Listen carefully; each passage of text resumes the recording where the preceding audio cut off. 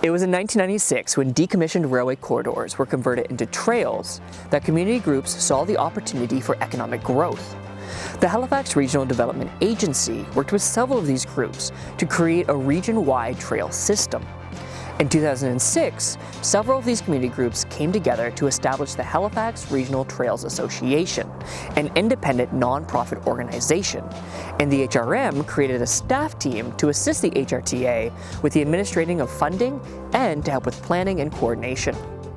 In 2014, the HRM Active Transportation Priorities Plan envisioned a regional network of 320 kilometers of active transportation trailways, suitable for walking and rolling.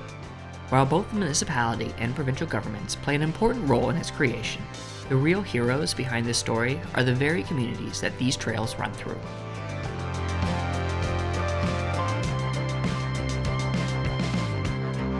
Today, there are community associations throughout the municipality who are supporting both active transportation and recreational trails. All across HRM, active transportation trails are being developed in a broad plan which has been put together.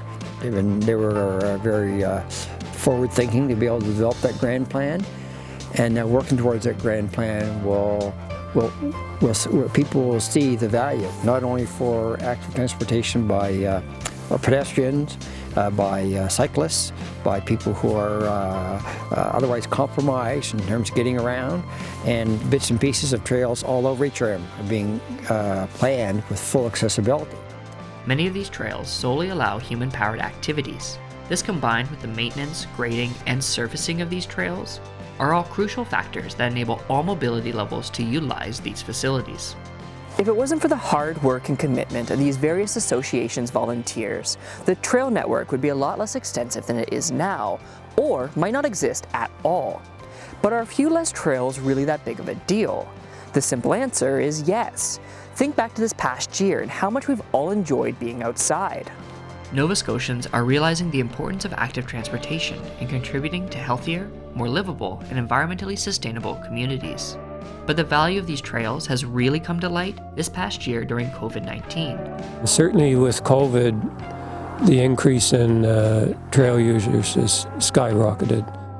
COVID brought people back to the community, and the trail has given them a place to connect. And they can do it safely. You can keep your distance, you can be safe.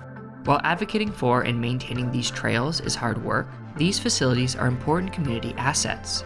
You form a community within a community sort of thing. And I guess another big positive is that people get a sense of giving back to their community and a sense of ownership of the trail. Today, there are 20 active community trail associations in the municipality. Majority of these trails are publicly owned. The ownership determines how much responsibility the community group, of which there are two types, will have when it comes to the trail. One of the things that people don't really appreciate is that we are volunteers. When they come to this park, they don't know that the maintenance of the trails, the looking after the facilities, the parking lot, the washrooms, taking away the waste, is all done by volunteers. The role of volunteer associations doesn't just end with the management of existing trails. Creating new trails and connecting them to those that already exist is another crucial role these associations are playing. What has to happen is that these people see a trail, and it's just a trail to them. But active transportation is about making connections. We're planning 2 new projects. They're in the very early planning stages, and one of them is further along the trail behind me. And then the other trail is, there's a house in the community called the McDonald House, which is owned by the province, and there's several businesses, including a daycare and a cafe and gift shop and that sort of thing in there. And we're hoping that we can have both of those trails up and running in the next 5 years or so. Trail facilities are hugely important in providing a route for all demographics and abilities to get around and access various other community amenities without needing a car in any season. The Sackville Lakes Park trails will connect to the Trans-Canada Trail Western Loop, which has a connection plan to take you all the way into downtown Halifax.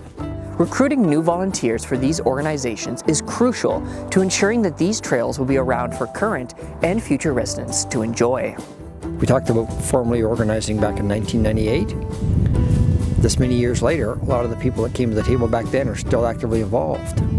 So we need to have a recruitment thing going on where we have younger, active people involved that want to actually continue to keep the organization healthy, active, continuing to maintain the trails, that sort of thing. We need to have younger people stepping up and volunteering. And I think as volunteers, in our association, there's all kinds of levels of involvement. We actually arranged a high school event in the park where the community did some trail maintenance by cleaning some of the brush along the trail sides. So there's all different aspects. We need people to lead those groups. We need people to come to the park to help us maintain the park, and also people with good ideas of other ways to use the park. And the people you work with, the other volunteers, great. And so we've actually had a lot of fun. If volunteering sounds of interest to you, or you simply want more information, go to halifax.ca/volunteer.